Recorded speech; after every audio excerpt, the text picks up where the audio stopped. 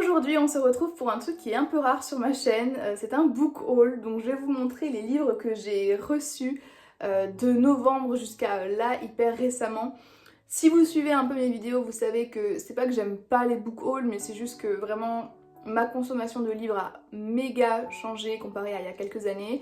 Et donc aujourd'hui quand j'achète ou quand je demande des livres, c'est vraiment des livres que j'ai très envie de lire. Et je vais pas en demander 20 ou 30, c'est trop anxiogène pour moi. Donc je préfère diminuer ma palle, parce que j'ai quand même beaucoup de livres dans ma palle actuellement, et par-ci par-là prendre des livres qui me donnent envie. Et donc là c'est vraiment que des livres qui me font hyper envie. J'ai envie de tous les lire et on va commencer par plein de livres de Junji Ito. Au cas où vous faites partie des chanceuses et des chanceux qui n'ont pas encore entendu parler de Junji Ito, Junji Ito c'est un mangaka qui écrit des histoires d'horreur et gore. Voilà, et je suis fan de ce qu'il fait. Et donc j'ai reçu de la part de Léa je crois que c'était en novembre, Spirale, qui est une de ses premières histoires, je crois, c'est un de ses premiers mangas qui est sorti. Et pour le coup c'est toute une histoire, genre généralement Junji Ito, en tout cas de ce que j'ai, notamment les chefs-d'œuvre que j'ai reçus pour Noël, généralement c'est genre des petites nouvelles, donc plein de petites histoires qui n'ont rien à voir l'une avec l'autre, mais qui sont récoltées dans un seul tome. Là c'est vraiment toute une histoire et d'après ce que j'ai compris, on est dans un village, il y a des choses bizarres qui vont se passer et bien sûr, comme vous pouvez le constater avec le titre et aussi la couverture, l'auteur va jouer sur la peur des trous, la trypophobie je crois, quelque chose comme ça, je sais plus comment ça se dit. J'ai trop hâte de le découvrir et je suis super contente qu'il s'ajoute à ma collection de livres de Junji Ito. Dans la même veine, donc pour Noël, j'ai reçu les chefs-d'œuvre. Là, on est sur un coffret. J'avais déjà le tome 1, c'est comme ça que j'ai découvert l'auteur, c'est comme ça que je suis tombée amoureuse. Comme je vous l'ai dit, c'est plusieurs petites histoires avec des personnages, ma foi, fort sympathiques, comme celle-ci. Et donc là, on a le tome 1 et le tome 2. Excellent si vous voulez commencer la bibliographie de Junji Ito. Et là, les deux dernières acquisitions que j'ai faites, enfin plus réception puisque c'est la maison d'édition qui me les a envoyées et je suis hyper reconnaissante et hyper contente d'être en France, rien que pour ça. Il s'agit déjà des cauchemars de Mimi, où là c'est pas juste Junji Ito, mais il est co-auteur et il y a aussi Hirokazu Kihara et Ichiro Nakayama. Pareil, là on est sur une histoire d'après ce que j'ai compris, hein, une histoire pas des petites nouvelles. C'est assez court mais je trouve que la couverture est très jolie. Et la toute dernière réception que j'ai faite, c'est le Junji Ito qui est sorti le 24 janvier là, donc il sort du four, je l'ai reçu ce matin, je suis tellement heureuse. Et c'est Carnage. Voilà. Là aussi il me semble qu'on est sur une collection de petites histoires, de nouvelles. Je l'ai feuilleté hein, vite fait là avant de faire la vidéo, ça a l'air méga gore.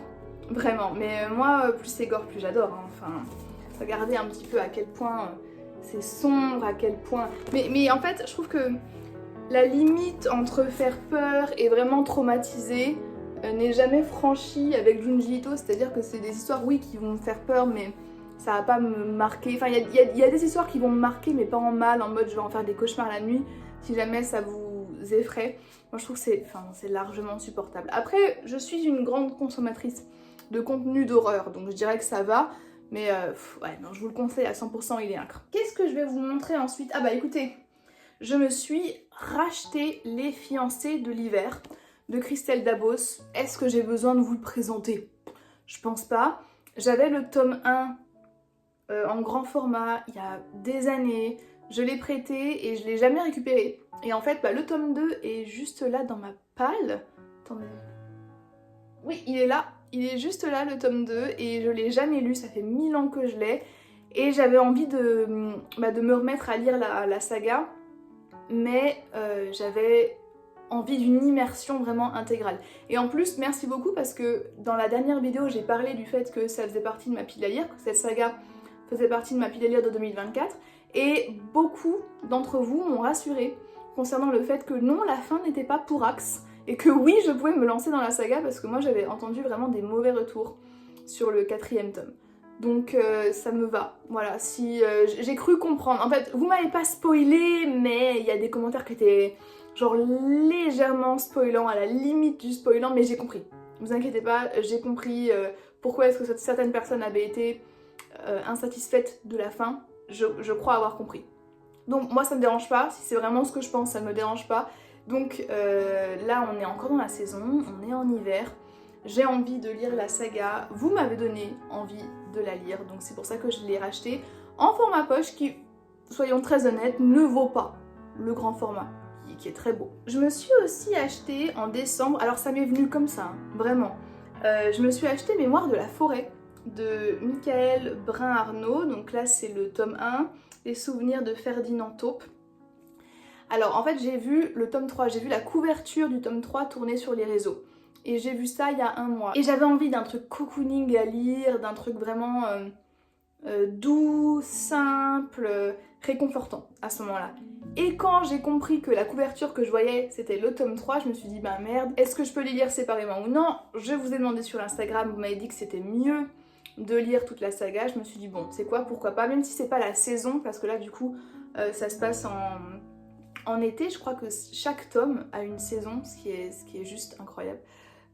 Du coup là ça se passe en été, c'est pas la saison, ça me donne quand même envie de le lire. Ce que je ne réalisais pas avant de mettre ma main sur une copie physique, c'est que c'était un livre qui était illustré. Et je trouve les illustrations vraiment sublimes. C'est écrit très gros, hein. Même pour moi ça devrait se lire relativement facilement. Et je pense que ça va être une lecture vraiment doudou. Je vous dis, ça m'est venu comme ça parce que j'en avais déjà entendu parler cet été. J'étais en mode ouais, ok, et là c'était juste un besoin. J'avais envie de quelque chose de très enveloppant, de très doux, et c'est un peu ce que me renvoie cette histoire. Voilà, n'hésitez pas à me dire ce que vous en avez pensé si vous l'avez lu. Hyper difficile à trouver en seconde main, j'avais cherché sur Vinted et les gens se font bien plaisir niveau prix sur Vinted. Franchement un peu abusé. Ah, pour Noël, toujours de Léa, j'ai reçu Murtag. Bah bien sûr que j'allais soit le recevoir soit l'acheter. Dans tous les cas, il allait être dans ma pile à lire assez rapidement. Donc Murtag n'est pas vraiment la suite d'Eragon. C'est un tome qui est écrit et qui se concentre sur le personnage de Murtag, qui est un personnage que j'adore. Mais n'ayant pas fini la saga Eragon, je sais pas trop ce qui devient, je sais pas trop ce qui se passe. Enfin, je sais dans quelle direction il va à partir du tome 2 et du tome 3, mais après je sais pas trop. Et donc rien que le fait qu'il y ait juste un tome sur lui, mais il me le fallait dans ma collection, et maintenant je l'ai, je suis très contente. Je trouve que, écoutez, l'édition est plutôt jolie. Je sais pas si je suis fan du jaspage, mais du coup, voilà, il a rejoint ma pile à lire. Est-ce que ça m'encourage à lire Eragon? Bien sûr. Est-ce que j'en parlerai dans cette vidéo? Toujours pas! Parce que dès que je parle d'Eragon sur cette chaîne, maintenant c'est hop, vous me faites des tacles à la carotide là, donc c'est fini. Vous voyez où on en est dans notre relation? Maintenant je vous cache des choses carrément. Allez, on continue avec un livre qui m'a obsédée pendant plusieurs mois. J'ai mis tellement longtemps à l'acheter, ça n'a aucun sens. Ça n'a aucun sens. Il s'agit de Kathy's Book. Alors, les millennials qui me regardent, vous vous rappelez de Kathy's Book? Vous connaissez Kathy's Book, les adresses mail, les numéros qu'il fallait appeler. Non, incroyable. Ça, c'était le livre de mon enfance. Alors pour ceux qui ne connaissent pas, en fait, c'est tout le concept de Kathy's Book, c'est que voilà, vous trouvez un carnet dans la rue là, et que c'est donc le journal intime de Kathy qui a disparu et qui vous enjoint d'appeler ce numéro si jamais vous trouvez ce carnet. Et donc à l'époque, il y avait un site web, il y avait donc les numéros qui étaient encore actifs, et donc vous les appeliez et vous tombiez généralement sur des messageries avec des gens. Et donc tout est écrit sous forme de journal intime, voilà un peu à quoi ça ressemble, d'accord, puisque c'est le journal intime de Kathy, hein, je vous le rappelle. Donc il y a des dessins, il y a des machins, et donc au tout début, il y a des indices. Voilà, vous avez une enveloppe avec plein d'indices. Donc là, le premier indice, c'est une serviette de table avec un numéro marqué.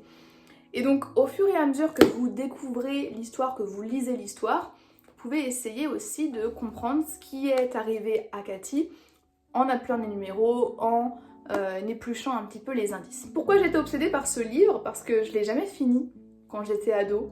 J'avais appelé les numéros, je me souviens, et je l'ai gardé longtemps ce livre, puis après je l'ai vendu, et après j'ai regretté de l'avoir vendu.